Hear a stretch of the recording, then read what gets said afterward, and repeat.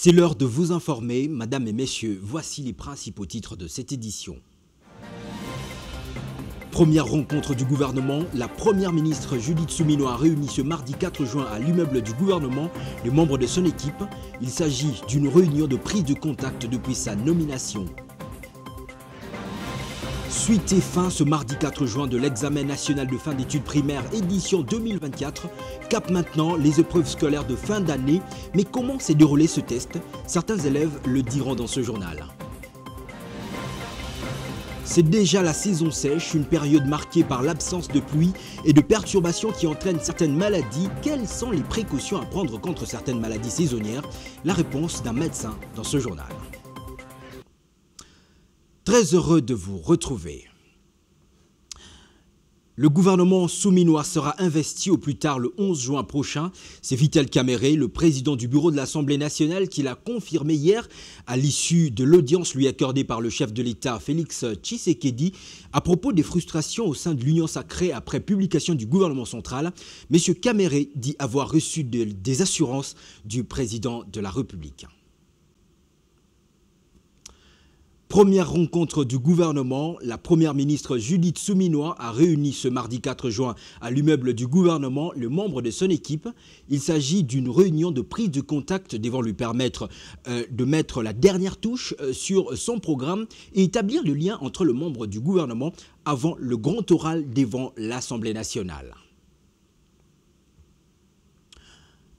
Une autre ordonnance présidentielle portant nomination de membres du gouvernement Suminwa sera-t-elle possible avant l'investiture du Parlement? En tout cas, difficile de répondre par la négative lorsqu'on écoute le président de l'Assemblée nationale indiquer que la question du maniement qui divise les élus nationaux serait réglée au sein du gouvernement. Si tel sera le cas, ce serait une première tout de même dans l'histoire récente de la République démocratique du Congo. Attendue depuis plus de 2 mois, l'équipe gouvernementale rendue publique récemment est en voie d'être remaniée. Nul ne connaît quand et comment, mais elle pourrait bientôt passer de 54 à 55 membres. En croire Vital Kamerhe, président de l'Assemblée nationale à l'issue de sa rencontre avec le président de la République, il plaide en faveur de cet argumentaire à tout bout de champ. Ceci pour résoudre la question de la représentativité de la province du Maniema, mise à l'écart lors de la composition de ce gouvernement. Déjà, des analystes s'interrogent sur cette manière de faire. Doit-on satisfaire les humeurs de chaque groupuscule alors que la taille même de l'équipe Suminwa pose problème en termes de budget dans un pays où la nécessité de l'austérité s'impose? La motion initiée contre le nouvel exécutif est loin d'être valide. Les Congos en difficulté attendent plutôt une thérapeutique qui viendrait des hommes et des femmes qui l'aiment, motivés pour faire de leur pays le centre de rayonnement de l'Afrique et du monde. La politique de la représentativité a montré ses limites. À l'aube de l'indépendance du Congo, des politiques anti-patrie l'ont mise en route pour leurs intérêts mesquins. C'est ici le lieu de réclamer la grandeur du Congo chantée dans l'hymne national et non le partage du gâteau national made in Cardinal. C'en est fini pour l'examen national des fins d'études primaires édition 2024. Ce mardi 4 juin, passé le stress, les finalistes du primaire ont repris leur morale en entendant les autres épreuves de fin d'année scolaire. Mais comment se sont déroulées ces épreuves pour certains d'entre eux? Donel Mbouy les a rencontrés. Après 2 jours de concentration, ces finalistes du cycle primaire se disent heureux d'avoir passé avec succès l'examen national de fin d'études primaires, l'une de parcelles qui conduit au cycle secondaire. Précisément, l'enseignement de base après avoir obtenu la moyenne selon les efforts de chacun. Je suis élève de l'école Bénédicte à La Fontaine. On a présenté notre examen d'aujourd'hui ici à Saint-Pierre EP4, les centres de Kinshasa 2. On a bien présenté. Il y avait aussi des difficultés qui étaient à remplir les carnets. On nous a aidés chez des surveillantes. Je suis sûre que je dois réussir. Aujourd'hui, c'était le dernier jour des examens. On avait fait le sciences et les mathématiques, c'était très facile. Je suis sûre que je vais réussir et je vais passer en 7e secondaire et je vais aussi commencer à travailler. Plus de 2 200 000 finalistes de primaire ont pris part à ces épreuves. Une étape importante dans leur parcours scolaire. Car, comme l'on dit, l'instruction est la clé qui ouvre la porte à la vie. 2 bâtiments scolaires modernes, dont le premier construit à Kombokabo et le second à Tinda, en territoire d'Irumu, dans la province de l'Ituri. C'est le gouverneur militaire, le lieutenant-général Luboyan Kashama Johnny, qui a présidé le lundi 3 juin 2024 la cérémonie de remise de ces édifices en présence de l'administrateur militaire, la notabilité locale ainsi que les partenaires des fonds pour la paix et stabilité. Les détails dans ce reportage de la presse militaire de l'Ituri rendu par Ebenezer Bouanga. La stabilité de la situation sécuritaire et la paix qui règne actuellement dans les territoires d'Irumu a produit une fois de plus 2 bâtiments scolaires modernes au standard international. Ceci fait la joie des parents et élèves du groupement de Makabu, dont la chefferie des Basili située à environ 20 km au sud de la ville de Bunia. Devant la notabilité, les membres du comité provincial de sécurité, les éducatifs et les élèves bénéficiaires de ces bijoux sortis du néant. Le directeur du programme des fonds pour la paix et la stabilisation, une coopération allemande, a circonscrit le cadre de la cérémonie. Lorsque nous avions commencé ce programme, personne ne pensait que nous allions le terminer. Et voilà, une année, jour après jour, tous les ouvrages sont bâtis. Et aujourd'hui, nous avons l'insigne honneur de recevoir le premier citoyen de la province de l'Ituri pour pouvoir remettre officiellement les clés. Reconnu pour son attachement à l'éducation, les commandants des opérations et gouverneur militaire de l'Ituri, lieutenant-général Luboya Kashama Johnny, a exhorté les uns et les autres à l'éducation sur la paix en vue d'assurer un avenir radieux à ses enfants de l'Ituri. Là où il y avait des véhicules incendiés, là où il y avait des groupes armés qui ne faisaient que créer la mort, aujourd'hui, vous pouvez voir des très belles constructions jaillir de la terre. Et ce n'est pas n'importe quelle construction. Ce sont des écoles pour nos enfants. Comme disait monsieur le prophète, là où on construit une école, on ferme une prison. Ces enfants que vous voyez, nos enfants, vont apprendre dans ces écoles l'éducation à la paix. Signalant que ces 2 bâtiments scolaires s'ajoutent aux structures sanitaires et scolaires construites dans le cadre du projet 145 territoires qui se concrétise au jour le jour sur l'ensemble du territoire provincial de l'Ituri grâce à l'instauration de l'autorité de l'État. Les étudiants de la faculté de droit de l'université de Kinshasa qui s'étaient qualifiés en finale du concours de plaidoirie de procès simulé devant la Cour pénale internationale à La Haye, aux Pays-Bas, et qui ont été classés 2e après leurs homologues français de Paris de Panthéon-Assas, ont été reçus ce lundi 3 juin 2024 à Kinshasa-Gombe par le président de la Cour constitutionnelle et du Conseil supérieur de la magistrature, Dieudonné Kamouleta, question de les honorer. Reportage d'Orcas Kalengaï. Conduits par leur encadreur, l'assistant Bruno Kalala, ces étudiants ont remercié la Cour constitutionnelle et son président pour l'appui et l'accompagnement dont ils ont bénéficié durant ce concours organisé par l'Académie de droit international de La Haye. Merci déjà d'entrée des jeux. Je tiens à remercier le président de la Cour constitutionnelle, mais également le président du Conseil supérieur de la magistrature, notamment pour l'invitation notamment adressée à l'égard de l'équipe représentant notamment l'Université de Kinshasa, mais également la République tout entière, à 2 grands concours internationaux. Le concours Charles Rousseau qui s'est tenu à l'ULB, à Bruxelles, mais également le concours du procès simulé, notamment devant la Cour pénale internationale. Alors, le président de la Cour a voulu notamment saluer le prouesse des étudiants et étudiantes qui ont participé à ces 2 grands concours. Mais également, il a tenu particulièrement à nous remercier, à nous féliciter, à nous booster aussi, toujours de continuer dans cette même lancée, à lancer notamment de l'élimination scientifique, parce que, comme vous le savez, les élites congolaises ont perdu notamment de la valeur. Alors, il fallait rayonner encore l'image, notamment des élites congolaises, et à travers notamment ces 2 procès internationaux, des procès fictifs, on peut se rassurer que l'image des élites congolaises, du point de vue international, a été très bien rayonnée. Mais également à remercier la plupart des juges constitutionnels de cette grande institution qui nous ont aussi encouragés, qui nous ont aussi jeté des fleurs, mais également qui ont cru en nous, en nous félicitant, en nous motivant bien avant.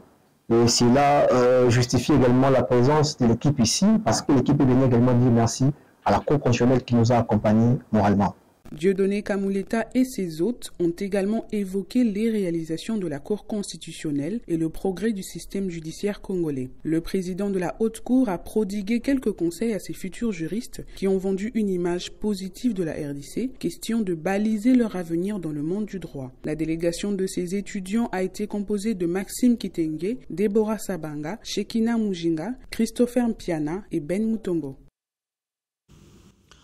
À quelques jours de la tenue de l'élection de gouverneur dans la province du Mai-Ndombe, une rancœur ethnique germerait dans cette course entre les Teke et les Sengele concernant l'exclusivité du pouvoir. Une inquiétude qui exige une attention particulière des autorités politico-administratives provient alerte RDC en vue d'éviter une crise dans un coin où le chapitre de la milice Mobondo n'a pas encore été clos. Suivez Jeff Pambi, coordonnateur général de cette organisation.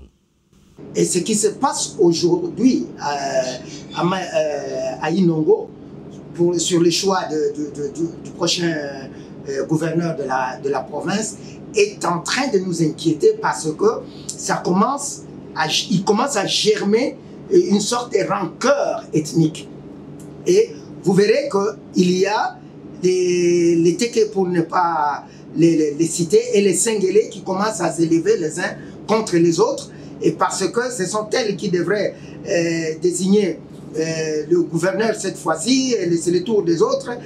Avant-hier, ils ont arrêté au moins 17 manifestants dans la population qui ont été libérés hier matin sur intervention de l'un des candidats. Nous craignons réellement que la situation puisse dégénérer et si le gouvernement ne met pas en place un mécanisme conséquent de gestion de cette affaire. Nous faisons une fixation sur le Mai-Ndombe parce que nous craignons qu'une crise n'éclate là-bas et que cette crise au portail de la capitale ne puisse dégénérer éventuellement, mais ce n'est pas un souhait.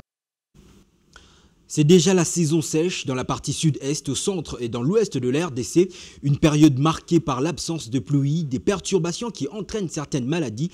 Quelles sont les précautions à prendre contre certaines maladies saisonnières? Dr Nanouche Bamona répond à cette question au micro de Carlos Lofaka. En tant que médecin, garante de la santé, plusieurs types de maladies qui sont liées par rapport aux saisons. Ici en Afrique, plus particulièrement en République démocratique du Congo, comme nous le savons, nous avons deux saisons, la saison sèche et puis la saison de pluie. Et comme là maintenant nous sommes déjà au début de la saison sèche, nous savons qu'il y a plusieurs types de maladies qui sont liées à la saison sèche. S'il faut les énumérer, nous allons remplir presque le journal, beaucoup de choses à dire par rapport à la saison. Mais nous savons plus qu'il y a des maladies qui sont liées aux voies respiratoires pendant la saison sèche.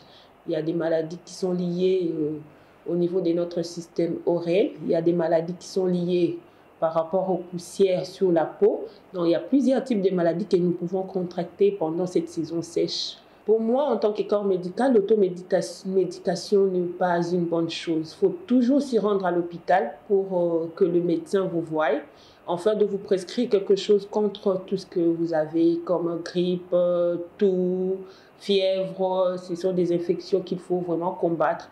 Et seul le médecin est habile de vous prescrire quelque chose de très important, de très capital pour que vous puissiez être guéri de cela.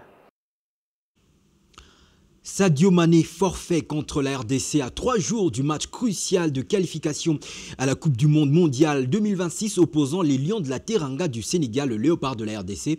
L'attaquant sénégalais sera absent en raison d'une blessure contractée lors d'un entraînement avec son club Al Nasser.